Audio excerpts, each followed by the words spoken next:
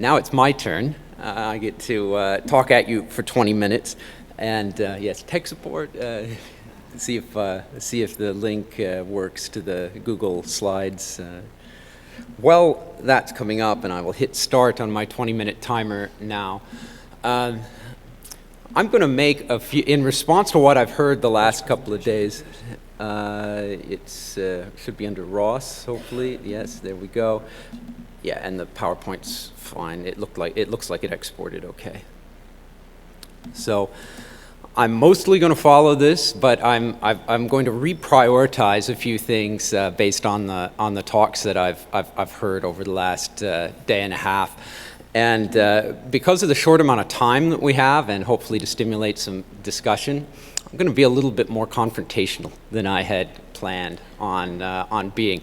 And so I hope that that you'll forgive me for that. And I am going to have to sort of shorten things. So yeah, I'm going to take I'm going to leave the edge on a little bit.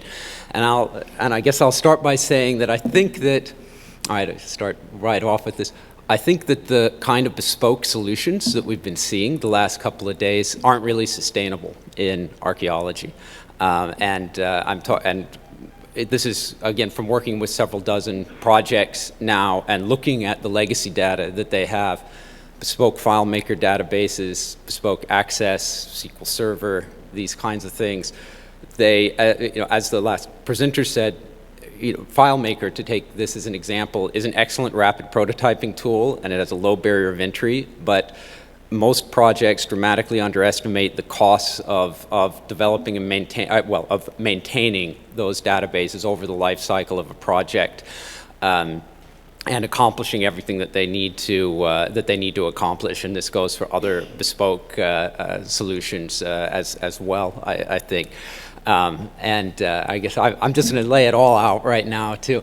I think that things like HTML5 deployments that are cross-platform, couple of years they might be okay, but there's too many compromises to make right now in those, as far as sacrificing some of the capabilities of these devices, which are these days essentially the tricorder has arrived. There's so many sensors on these things that are really useful, and as was pointed out yesterday, the APKs the software development kits, the APIs aren't all there yet for those things. So. Yeah, so I'm just, and one more, I might as well just get it all out there. Online solutions that require online connectivity are also going to run into serious problems. And we've seen this not only because, often we work in areas without online connectivity, but and that of course hampers it. But also what we've found is, projects collect as soon as you've got access to the camera, the microphone on here, let alone if you're using a DSLR, you generate too much multimedia. The ADSL is asynchronous, and even projects that think they have good internet connection, and I'm getting, we get emails from the field, I can download movies and watch them here, why won't my database sync? It's the upload connection speeds, even in relatively developed areas, are just not robust enough to handle the kind of multimedia if we're trying to sync it across multiple devices or back it up to a server. So there, I've laid out sort of all these things, and look, I don't. Though some of you here know me, I don't mean to be quite this. I see the value in in everything that you guys are doing, and I consider everyone in this room an ally, and in other forums I will certainly support all of but I just want in this forum where we're all here, I wanted to start out with some of these controversial statements and see what kind of response I can get out of people. So now I can actually, that was sort of a little, now to our project. And why, we've spent, I guess I'm quite invested in this, so we've spent a lot of time solving a lot of the problems that have come up today, and I'll point out some of those as we go through. So what is FAMES? We are primarily, and I put this slide up first to show what archaeologists do agree on. We're a community-driven project. We started our project to build tools for archaeologists with surveys, a workshop where, again, several people in this room were there that had about 50 archaeologists and IT people come to the University of New South Wales, where I was working at the time, to tell us what they thought about archaeological information management systems and what they needed. So, in response to in response to this, initially we had thought that we were going to produce a series of data loggers that would do different things, more similar to some that we've heard about in this today. But we found that archaeologists rarely agreed on anything, and I love this picture of, this was, I think, seeing that Ian Davidson is, I think that this was about lithics recording and arguing about what they wanted to, could you agree on the 20 things that everybody wants to record about lithics? And the answer was absolutely not, and we wanted to avoid this situation where we see these competing standards, competing approaches, competing workflows, and we say, well, we can do it better, or we'll choose one, that we'll pick one, modify it, and then a lot of people are unhappy with it, and you've just added to the babble instead of addressing it. So, I just wanted to sort of emphasize that this origins of some of the origins of the project go beyond individual archaeological research projects and are really community driven. And the FAME's sort of partner organizations include Australian universities, overseas universities, Australian consultancies, and a number of other overseas organizations. So what is FAMES? It's a federated system. It's a system that has a number of different components. Some of these are custom built. We've done them ourselves, internally, and that would be most of the FAMES mobile application or mobile platform. So I'll talk more about that at the towards the a little later in my talk. But since this is the systems session, I wanted to emphasize that that what we're trying to become a hub for different systems that will manage archaeological data over the entire life cycle. So we've produced the mobile app ourselves because we didn't find anything that was pre-existing that met the requirements that were voiced during our stock taking activities. But we, at present, we then pass data off to a data editing, an online data editing service, Hurist, and then we're running an Australian implementation of TDAR for Australian data sets, or we can dump your data into the general TDAR instance that Digital Antiquity runs. We are this year expanding our ETLs, our interoperability to include open context, Ochre for sure. We're also hoping, even though we're quite invested in our mobile application, we'd also like to see people producing data in other applications and passing them off to us. And we could see GeoODK or Arc as two sources of data for it.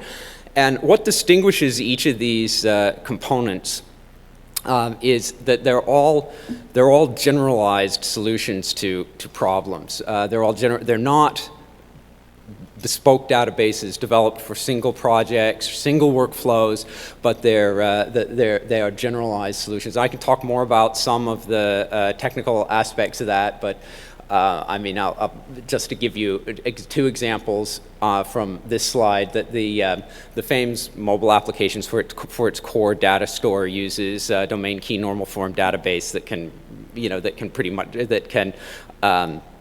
accommodate most data structures. The Hurist is a graph database that again can handle lots of different data structures.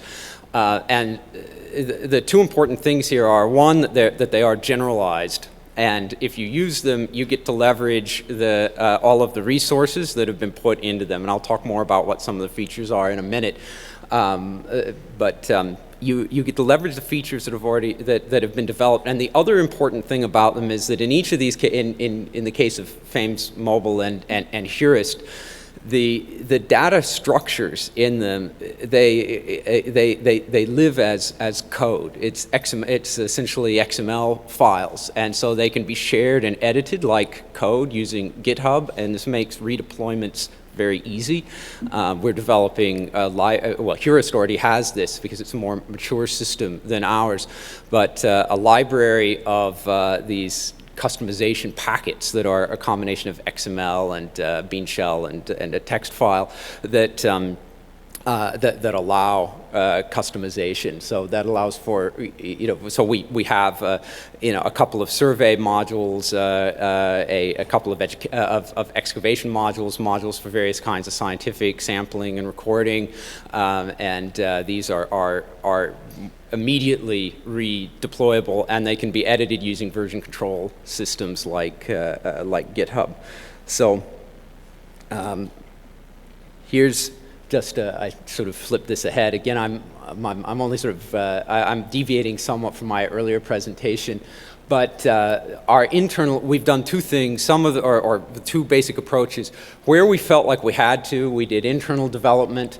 And that's with our mobile application. We did do an Australian implementation of TDAR, as I mentioned. The other thing that's coming out soon that was proposed by one of our partner institutions, and they came under our umbrella, and we did it, is a portal that exposes the Australian historical cultural heritage data that's housed in state and some other registers, and exposes it in a way that's much more useful to researchers.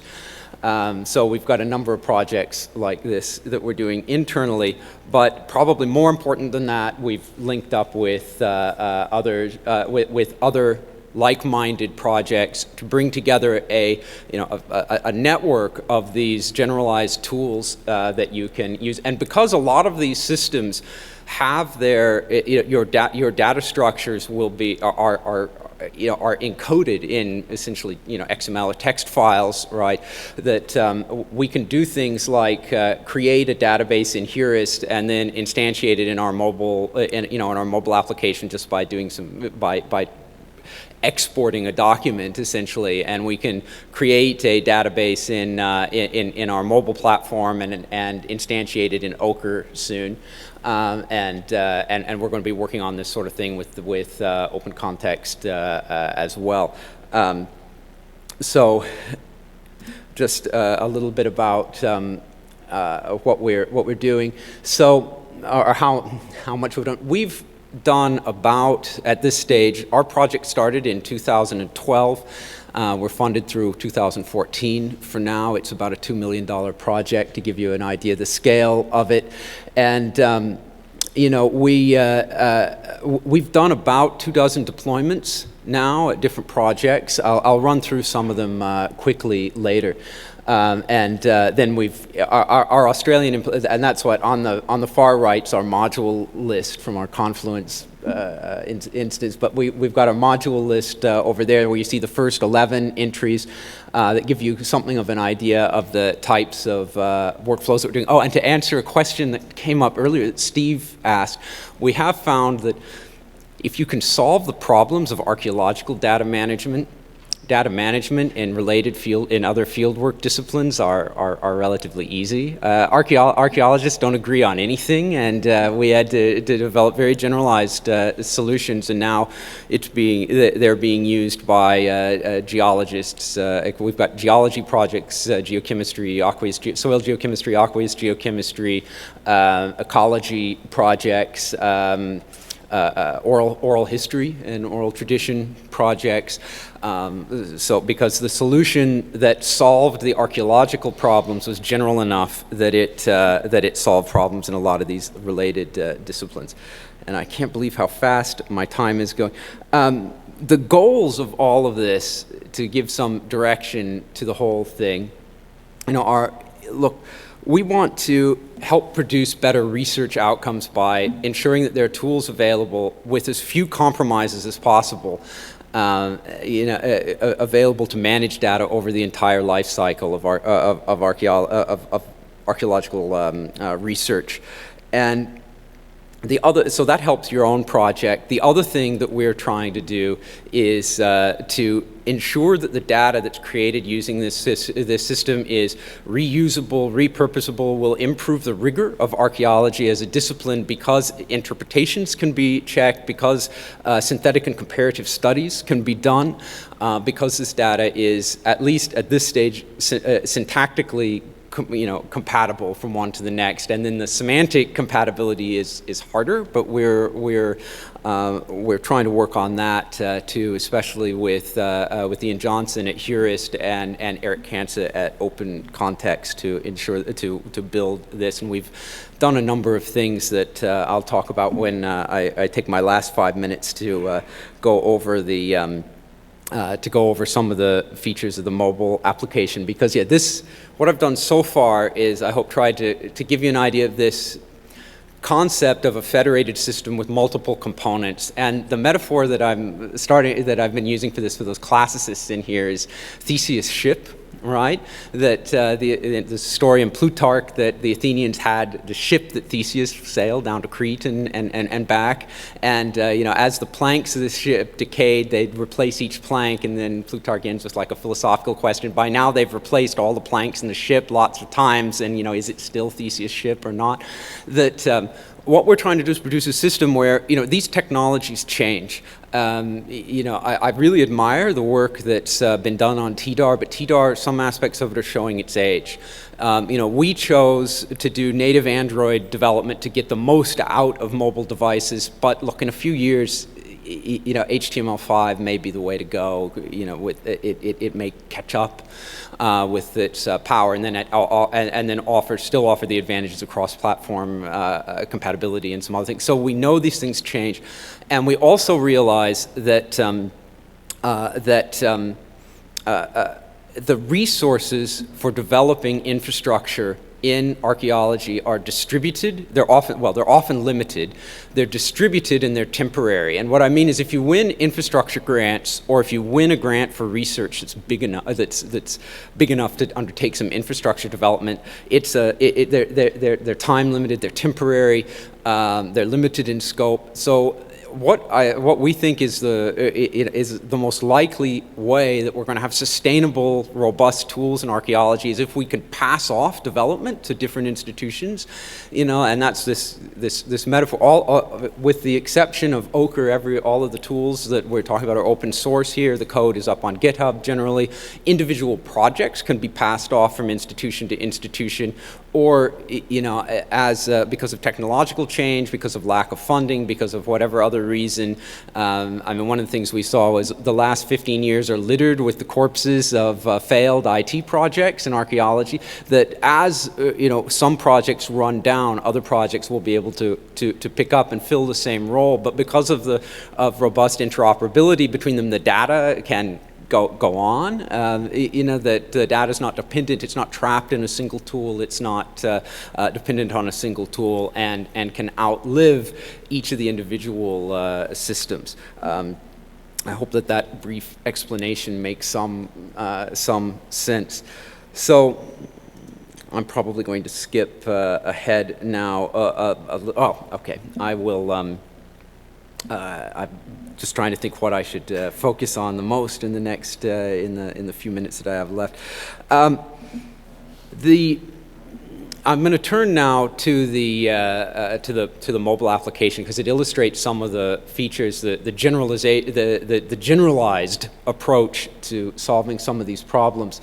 It had its origins in the first instance in our own archaeological research in Bulgaria, which was mostly a regional survey, about 100 square kilometers, 10,000 survey units, 100 surface concentrations of pottery, over 1,000 burial mounds. It was this scale of project, where we also did some trial excavations and a great deal of paleoecology and soil science as well. So we used ArcPad and ArcGIS. Our project was centered around an ArcGIS database and geodatabase and a lot of Excel sheets.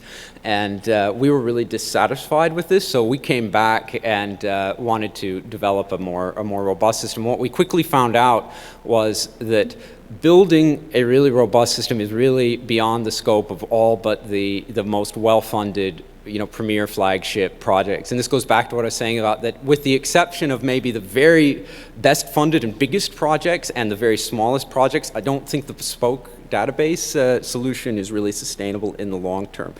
So, we got together a group then and applied for a grant program, an infrastructure grant program in Australia that was sort of domain-wide, nationwide, included international collaborators. We went through the process of stock taking that I described at the beginning of this talk, decided we couldn't develop a series of data loggers or something like that. So instead, we produced essentially what sits on your device. If you use our system is an interpreter. You drop in some files that describe your data schema and your UI and what kind of logic and validation and this sort of thing you want to have, so it's a fully customizable mobile platform. And I won't read the text here, but this gives you a little bit more background to that.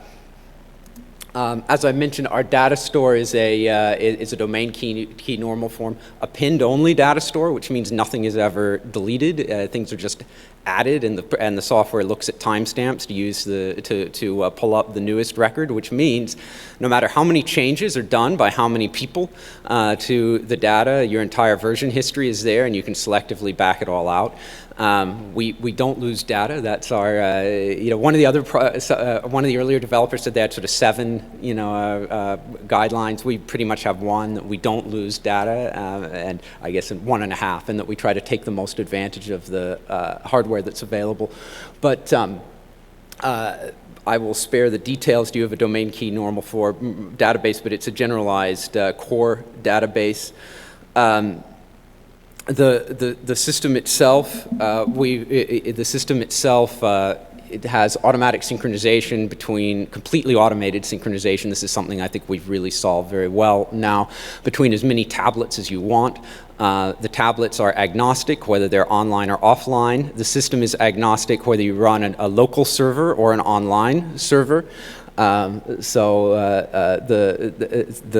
The hardware itself, to give you an idea, this is we've been working with a hardware supplier. You can use all your own gear for this if you want, but this is a system that we had put together with Galaxy Note 8 tablets and using a NUC, Intel NUC computer, which is relatively inexpensive and small, or we can drop in an industrial computer for more rigorous conditions, wireless access point, and local infrastructure. That fits in I think, now this is the truck mounted size. It's like a checked bag size. We also have a carry-on size if you don't want to do that. But this gives you an idea of the hardware if you want to deploy your own local server, which we recommend in almost all cases now.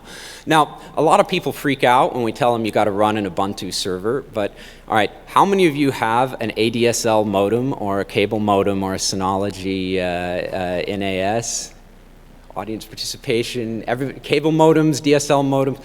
Almost all these things are Linux servers of one kind or contain Linux servers of one kind or another.